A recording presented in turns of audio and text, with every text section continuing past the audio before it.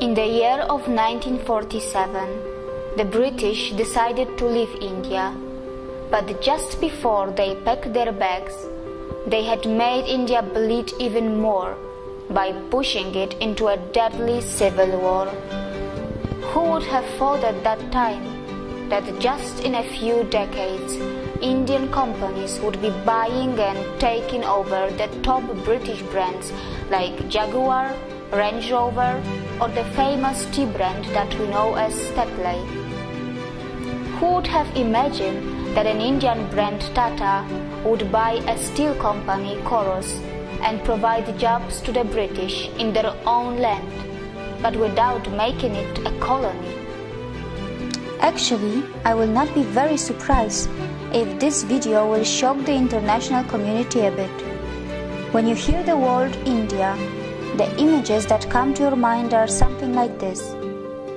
When the media in your country talks about India, they show you clips like this.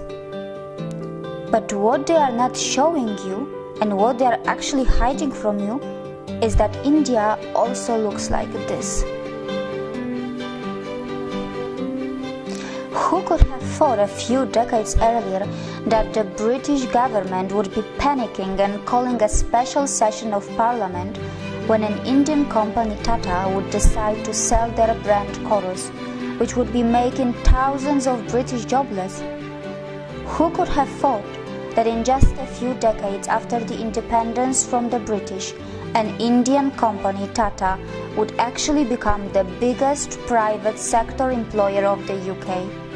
It took just a few decades for the Indians to show what they were capable of, and all of this was done in a complete fair business environment, not by colonizing, looting, and killing as the British did. And I am not talking about just one Indian brand. Today, there are many brands and individuals from India who are creating huge business empires on the land of the UK. But Indians are not here to take any revenge or prove a point. They are just doing what they have been always good at, and that is not just yoga, Ayurveda, or IT.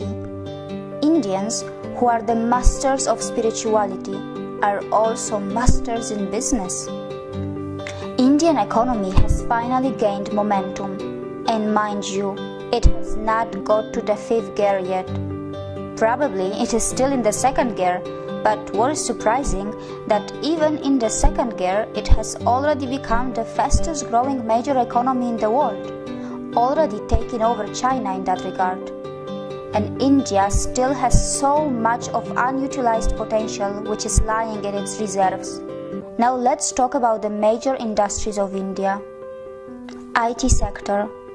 India is the world's largest sourcing destination for the information technology industry, accounting for approximately 67% of the 124 to 130 billion US dollars market. India ranks 3rd among global startup ecosystems with more than 4,200 startups. Science and technology. India, a country which is a nuclear power, also ranks 3rd among the most attractive investment destinations for technology transactions in the world. The Indian Space Research Organization, ISRO, has completed its mission of developing India's independent navigation system by launching Indian Regional Navigation Satellite System, which means India has its own version of what in the West we know as GPS. India is constantly helping other countries like Singapore, Germany, UK, and many more to launch their satellites as well. It has successfully undertaken space mission to Moon and even Mars. Pharmaceuticals sector. The Indian pharmaceuticals market is the 3rd largest in the world in terms of volume, and India is the largest provider of generic drugs. Gems and jewelry sector. India is one of the largest exporters of gems and jewelry in the world. They are a hub of semi-precious and precious stones, How many of you actually knew that 95% of diamonds in the world are cut, polished, and processed in India? And most of it happens in just one city of India, that is called Surat. Healthcare sector. India is fast becoming a hub of medical tourism of both types of healthcare, modern medicine and natural, which includes Ayurveda and other natural treatments. It has the advantage of the new state-of-the-art hospitals and well-trained and high-skilled professionals, which is supplemented by its low cost. The cost of surgery in India is about 1/10 of what in the US or Western Europe. India is a top destination for you, whether it's about natural treatments, a heart surgery, a cosmetic surgery, or a dental treatment, which your country's natural insurance may not be covering. Real estate sector. India is building future cities of the world with a massive plan of building 100 smart cities. To give you an example, over 5 million homes are under construction just in the national capital region of India. A majority of people in India still live in villages, and India is preparing itself for the biggest migration of its people from villages to the cities, at a scale which the mankind has probably never seen before. Infrastructure sector. India is growing its infrastructure at an unbelievable speed. Did you know that its capital already has around 250 kilometers of modern metro rail? And it's going to add a few hundreds more, which is going to make it the biggest in the world, close to Shanghai. Almost all its major cities are seeing the rapid development of metro, and the construction of bullet trains connecting the major cities are underway too. Not just that, India is developing infrastructure in the other parts of the world and growing its influence by making ports and developing other mega infrastructure outside India too. Automobile sector. Apart from all the international companies which are lining up to make the most of India's automobile market, which is literally exploding, India's own brands are not far behind. From the premium brands of Jaguar and Range Rover to the cheapest car Tata Nano, India has it all. You will be surprised to know that India has a long list of its own automobile brands like Mahindra, Hero, TVS, Ashok Leyland, Bajaj, Force Motors, Eicher, just to name a few. Hero is the world's largest manufacturer of two-wheelers. Mahindra are another big name who were very close to the acquisition of Alfa Romeo a while ago. Agriculture sector. India is the largest producer, consumer and exporter of spices and spice products. It is also the source of the delicious mangoes, pulses and famous basmati rice that is known for its taste and fragrance around the world.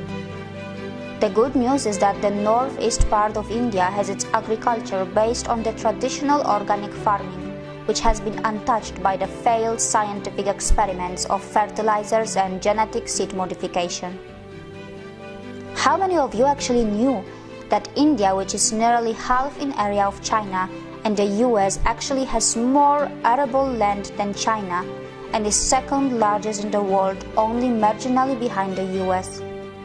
Also, other sectors of India are worth a mention here, such as cement industry, which is the second largest in the world.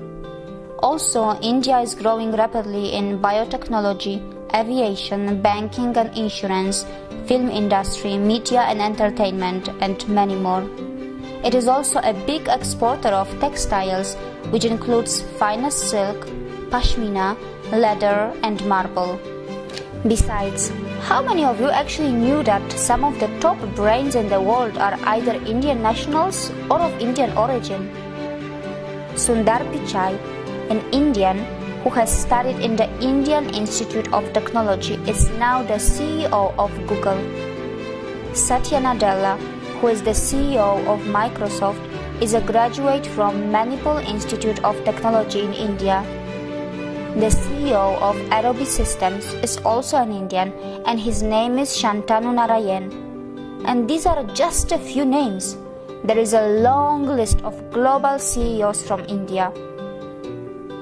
So no matter where you are in the world, whatever country you may belong to, whether you are a young boy or a girl in a primary school or a college, you must know that sooner or later you will have to have something to do with India.